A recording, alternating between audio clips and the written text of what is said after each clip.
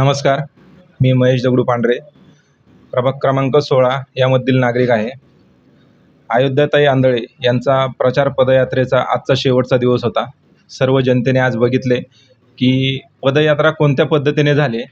कोणत्याही विचित्र पद्धतीने पदयात्रा न काढता एक सामान्य नागरिक कसा असतो आणि सामान्य नागरिकाने कशा पद्धतीने यात्रा केली पाहिजे आणि लोकांपर्यंत संपर्क कसा केला पाहिजे, हे सर्व दाखवून दिले. आणि त्याच पद्धतीने महिलांनी देखील आपल्याला लाडक्या बहिणींनी शिंदे साहेबांना किती साथ आहे ही देखील दाखवून दिलेली आहे.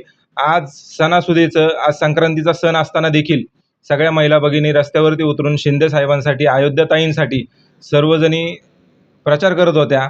तेवढा वेळ काढला सर्वांनी, म्हणजेच महिला भगिनींचं देखील आपल्या अयोध्याताईंवरती, शिंदे साहेबांवरती प्रेम आहे हे दिसून येते.